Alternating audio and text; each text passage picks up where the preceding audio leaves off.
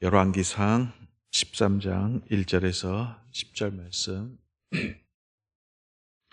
우리 함께 보도록 하겠습니다. 1절부터 같이 읽습니다. 보라, 그때 하나님의 사람이 여호와의 말씀으로 말미암아 유다에서부터 베델에 이르니 마침 여로보암이 제단 곁에 서서 분향하는지라. 하나님의 사람이 제단을 향하여 여호와의 말씀으로 외쳐 이르되, 제단아 제단아, 여호와께서 이와 같이 말씀하시기를, 다윗의 집에 요시아라 이름하는 아들을 낳으리니 그가 내 위에 분향하는 산당 제사장을 내 위에서 제물로 바칠 것이요 또 사람의 뼈를 내 위에서 살이라 하셨느니라 하고, 그날에 그가 징조를 들어 이르되, 이는 여호와께서 말씀하신 징조라. 제단이 갈라지며 그 위에 있는 재가 쏟아지리라 하매, 여로보암 왕이 하나님의 사람이 베델에 있는 제단을 향하여 외쳐 말함을 들을 때 제단에서 손을 펴며 그를 잡으라 하더라. 그를 향하여 편 손이 말라 다시 거두지 못하며, 하나님의 사람이 여호와의 말씀으로 보인 징조대로 제단이 갈라지며 재가 제단에서 쏟아진지라. 왕이 넌 나를 위하여 내 하나님 여호와께 은혜를 구하여 내 손이 다시 성하게 기도하라. 하나님의 사람이 여호와께 은혜를 구하니 왕의 손이 다시 성하도록 전과 같이 되니라. 왕이 하나님의 사람에게 이르되, 나와 함께 집에 가서 쉬라. 내가 네게 예물을 주리라. 하나님의 사람이 왕께 대답하되, 왕께서 집의 절반을 내게 준다 할지라도 나는 왕과 함께 들어가지도 아니하고 이곳에서는 떡도 먹지 아니하고 물도 마시지 아니하리니, 이는 곧 여호와의 말씀이 내게 명령하여 이르시기를, 떡도 먹지 말며 물도 마시지 말고 왔던 길로 되돌아 하고, 이에 다른 길로 가고 자기가 베델에 오던 길로 되돌아가지도 아니하니라. 아멘. 네, 오늘 말씀의 그 정황을 좀 먼저 말씀을 드리도록 하겠습니다. 여러분들이 다 아시는 대로 솔로몬이 죽은 이후로 이스라엘 나라는 남과 북으로 갈라지게 됩니다. 그 직접적인 원인은 솔로몬의 아들인 르호보암 왕이 실정을 했죠. 미숙한 대처로 말미암아서 이 나라가 반으로 갈라지게 됩니다. 르호보암 왕이 즉위할 때쯤 돼서 백성들이 왕에게 와서 세금 부역을 경감시켜 달라고 요구를 하죠. 솔로몬 왕 때 성전을 7년을 지었고 궁궐, 왕궁을 13년, 도합 20년에 걸쳐 가지고 건축공사, 토목공사가 이루어졌으며 국가 총동원령이 내려졌죠. 성전이 지어지고 그리고 자신의 궁궐이 완성되면서 솔로몬 왕은 혼났을지 모르지만 그것을 감당해야 되는 백성들의 삶은 피폐해질 수밖에 없었습니다. 왕은 호화찬란한 삶을 살았을지 모르지만 그 궁궐을 짓고 성전을 짓기 위해서는 돈이 어디서 나왔을까요? 다 백성들의 세금이잖아요. 세금이고 또 돈만 내는 것이 아니라 노력봉사까지 해야 됐으니까 그야말로 백성들의 삶은 처참을 했을 겁니다. 그래서 이제 우리의 부역을 좀 경감시켜 주십시오 하고 르호보암 왕에게 요구를 했는데 왕이 거절을 하죠. 이것들이 아직도 정신을 못 차렸구만. 왕권의 지엄함을 내 보여야겠다 하면서 엄청 세게 나가죠. 아버지 때는 채찍으로 너희들을 다스렸을지 모르지만 나는 전갈 채찍으로 너희를 통치하리라 하고서 세게 나갔더니 이 여로보암을 중심으로 해서 이제 북쪽 10지파가 이제 떨어져 나가게 되었습니다. 이상이 이스라엘이라는 나라가 분열된 직접적인 원인이지만 성경은 조금 다른 해석을 합니다. 신학적인 해석을 하는데 열왕기상 11장 9절부터 보면은 이런 말씀이 나옵니다.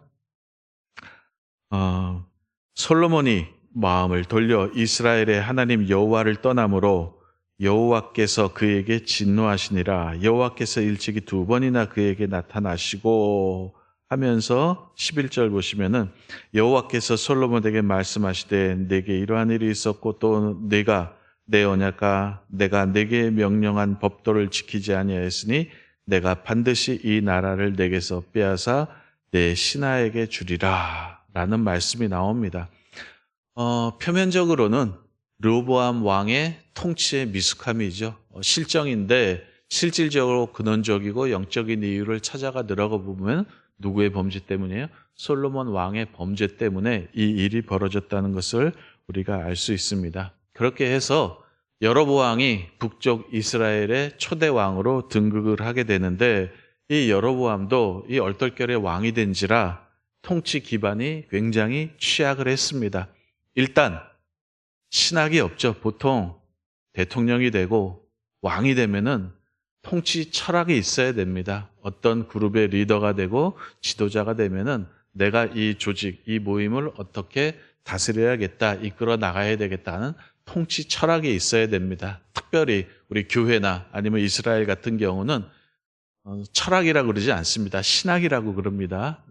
통치에 대한 신학이 있어야 됩니다. 그래서 내가 누구이고 이스라엘 왕이 어떤 자리이고 어떤 일을 해야 되는가 하는 이 통치에 대한 신앙이 철저해야 되는데 르호보암도 그렇고 여로보암도 그렇고 여기에 대해서 거의 생각이 없는 그런 사람입니다. 그리고 두 번째는 뭐냐면은 이 여로보암이 자기가 뭔가를 해서 왕으로 된 게 아니라 르호보암 왕에 대한 반발로 어부지리로 왕이 된 사람이기 때문에 굉장히 통치 기반이 약해 있었습니다. 통치 기반이 약하면은 굉장히 불안해지죠. 불안하다 보면은 여러 가지 오버하는 정책을 많이 쓰게 됩니다. 그래서 제일 이 여로보암이 불안했던 게 뭐냐면은 이 성전이 예루살렘에 있다는 것, 유다 땅 예루살렘에 있다는 것이 굉장히 불안했습니다. 왜냐하면은 이스라엘 사람들은 1년에 3번 예루살렘 성전을 방문을 해야 됐거든요. 3번까지는 아니더라도 최소한 1번은 방문을 했어야 되는데 사람들이 자꾸 유다 땅으로 가고 예루살렘으로 가다 보면은 혹시 몸이 가면은 마음도 가잖아요. 그죠? 왔다 갔다 하다 보면은 1년에 3번씩 왔다 갔다 하다 보면은 지금이야 이 사람들이 나에게 마음이 있지만 언젠가는 르호보암 쪽으로 유다 쪽으로 마음이 돌아가지 않을까 해서 굉장히 불안해하고 있었던 차에 예루살렘 성전을 대체할 것들을 만들죠. 정치적 목적, 자신의 정치적 목적을 위해서 이렇게 만드는 겁니다. 그래서 예루살렘 성전 대신 베델과 단에 금송아지를 신상으로 하는 성전을 또 짓습니다. 그리고 전국의 각처에 그것을 또 대체할 산당도 만들고 그리고 원래는 제사장은 레위 지파 출신인데 레위 지파 출신이 아니라 일반 사람들을 제사장으로 세우고 그리고 성전에 모이는 대속죄일도 원래는 7월 14일이었나요? 아마 7월 7째 달 14번째 날인데 이것도 8째 달, 한 달 뒤로 늦춰가지고 바꿔버리죠. 그렇게 해서 예루살렘 성전을 대체할 그 성전 제도를 대체할 거를 자기 자신이 임의적으로 만듭니다. 순전히 자기 자신의 정치적 목적을 위해서 이제 만들게 되죠. 이럴 때 오늘 사건이 발생을 한 겁니다. 여로보암이 직접 단에 와서 분향을 할 때 오늘의 사건이 발생을 합니다. 선지자가 와서 굉장히 질타를 하죠. 하나님의 말씀을 대변을 합니다. 그래서 제단이 갈라지고 재가 쏟아지고 그것을 저지하려고 하였던 여로보암의 손이 말라 비틀어 버리죠. 이것이 가리키는 바가 뭐냐면은 하나님께서 진노했다는 겁니다. 여로보암의 이 행동을 통해서 하나님이 진노했다라는 사실을 선지자를 통해서 보여주기도 하고 실제 어떤 징조가 일어나면서 하나님께서 굉장히 진노했다는 사실을 보여주고 있습니다. 그래서 6절 말씀 보면 이렇게 나오죠. 왕이 하나님의 사람에 대하여 말하되 청컨대 너는 나를 위하여 네 하나님 여호와께 은혜를 구하여 내 손이 다시 성하게 기도하라. 이렇게 구합니다.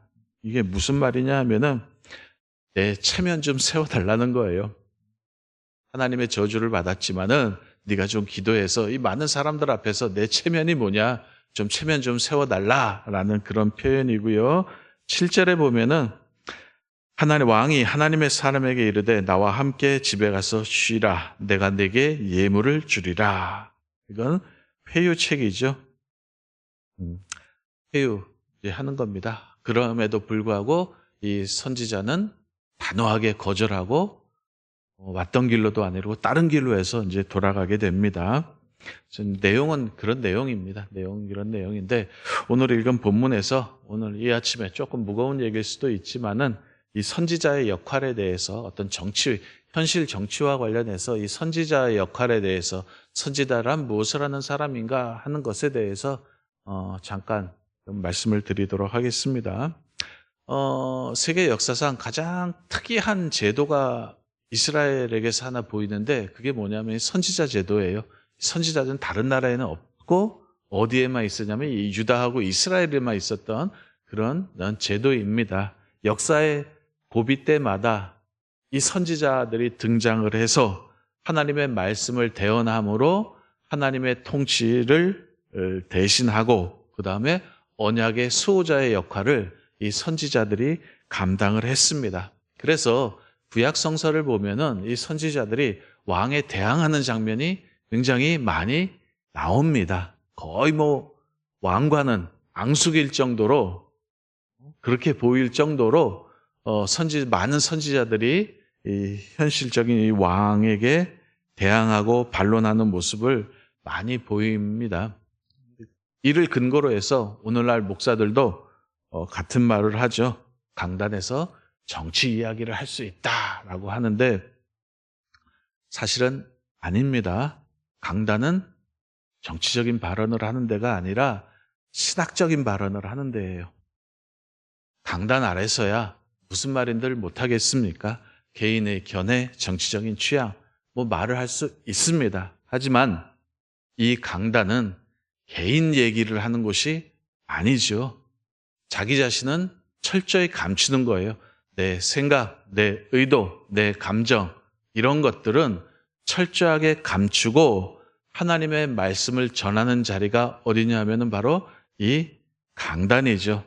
물론 정치가 굉장히 포괄적입니다. 정치가 굉장히 포괄적이고 삶 전체가 우리의 삶 전체가 정치적이기도 합니다. 그래서 강단에서 한 신학적인 발언도 현실 정치 세력과 충돌을 하면은 정치적인 프레임을 씌워서 정치적인 해석을 하게 됩니다. 예를 들면 이런 거죠. 예수님께서 정치 활동을 하셨을까요? 안 하셨을까요? 예수님은 온전히 신학적인 발언을 하셨죠. 회개하라, 천국이 가까이 왔느니라. 정치적인 발언 아니잖아요. 그죠? 신학적인 발언입니다. 다분히 신학적인 발언이고 예수님은 정치적 활동을 할 의도가 없으셨습니다. 세력을 규합하려고 하지도 않았고 그리고 사람들이 자기 자신을 왕으로 세우고자 하면은 오히려 더 피신했던 분이 누구냐면 바로 예수님이죠. 그럼에도 불구하고 사람들이 정치적인 프레임을 씌우잖아요.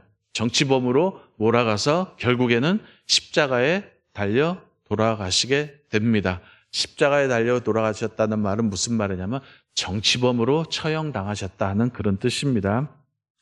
마찬가지입니다. 그럴지언정 그렇게 정치적인 프레임을 씌워 몰아가야 될지언정 목사는 신학적인 발언을 해야 합니다. 이거 하라고 하나님께서 세우신 거죠. 그런데 이 신학적인 발언이란 말은 하나님 말씀이라는 그런 뜻입니다. 예? 하나님 말씀을 전해야 되고 이 목사가 전한 신학적인 발언이 현실 정치 세력과 이해 충돌이 발생할 때는 어쩔 수 없습니다. 그냥 핍박당하는 것밖에 없습니다. 박해당하는 것밖에 없습니다. 세례 요한이 어떻게 죽었는지 아시죠? 선지자들이 대부분 어떻게 죽었는지는 여러분들이 잘 아실 겁니다. 이들이 정치적인 발언을 해서 죽은 게 아니라 신학적인 발언을 한 거예요. 하나님 말씀이 이렇다. 성경 말씀이 이렇다라고 신학적인 발언을 했는데 현실 정치인들이 정치적인 프레임을 씌워가지고 이들을 박해하고 핍박을 했던 겁니다. 그럼에도 불구하고 목사는 뭘 해야 된다고요? 신학적인 발언을 하는 거죠. 강단이 그런 자리입니다. 오늘날도 보면은 이 기독교를 이용해서 정치하려는 목사들이 종종 있습니다. 그들의 얘기를 들어보면은 사실 신학은 없습니다. 신학은 없고 설령 있다 할지라도 굉장히 천박하기 그지 없습니다. 거의 들어보면은 개인의 취향이죠. 개인의 취향, 개인의 정치적인 견해를 마치 하나님의 말씀인 양 전하는데 그거는 아닙니다. 신학 선지자들도 당연히 왕에 대해서 쓴소리를 했죠. 하지만 그들의 다른 점이 뭐냐면 신학적 기반이 탄탄했던 겁니다. 그들의 말을 들어보면은 굉장히 욕도 많이 하고 천박하기 그지 없습니다. 그렇게 하려면 단에서 내려와야죠. 목사 타이틀 떼고 본인이 직접 정치를 하던가 그래야 되는데 그렇게는 안 하죠. 왜냐하면은 기독교를 이용해서 교인들을 이용해서 자신의 이익을 취하려고 하기 때문에 그렇게는 안 합니다. 문제는 뭐냐면은 바로 여러분들이라는 거예요. 여러분들은 그런데 빠지지 마시기를 바랍니다. 제가 그런 모습들을 보면서 안타까운 것은 뭐냐면은 그런 목사의 쓸데없는 말에도 성도들이 아멘으로 화답을 한다라는 거예요. 분별력이 없으면 그렇습니다. 기도하는 분이니까 영성이 있으니까 뭔가 바른 판단을 했을 거야 라고 생각을 하는데 아닐 수도 있습니다. 아닐 수도 있습니다. 영적으로 흐린 사람들도 있고 그리고 왜곡되고 편향된 가치, 목사일지라도 왜곡되고 편향된 가치를 가진 사람들도 있고요. 그리고 탐욕과 이기심으로 가득 찬 사람들도 종종 있습니다. 여러분들이 분별을 못해서 그렇지 종종 있습니다. 문제는 뭐냐면 여러분들이 이런 것들을 잘 분별을 하셔야 됩니다. 여러분들 책임입니다. 이것이 하나님의 말씀이냐? 그냥 하나님의 말씀을 빙자해서 개인적인 견해를 던지는 거냐? 이거 분별할 책임은 누구에게 있다고요? 여러분들에게 있습니다. 그건 여러분들이 하셔야 되는 겁니다. 너무 무거운 얘기인데 이 정도로 하고 하여튼 오늘 말씀의 결론 말씀드리겠습니다. 교회는요, 정치적인 견해, 어떤 정치적인 발언보다 뭐가 우위해야 된다고요?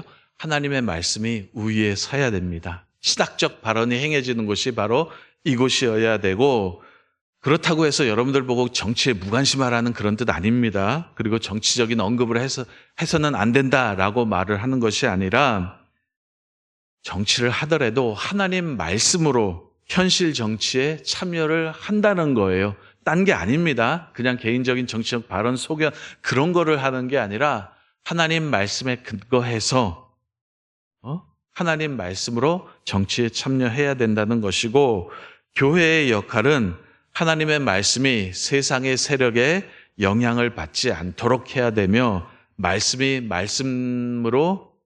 말씀대로 선포될 수 있도록 여러분들이 교회와 강단을 보호하셔야 됩니다. 그런 목사들이 교회에는 필요하고 더 중요한 것은 뭐냐면은 여러분들이 그런 목사를 알아봐야 된다라는 거예요. 이 정도로 하겠습니다. 여하튼 간에 오늘 말씀 잘 생각하세요.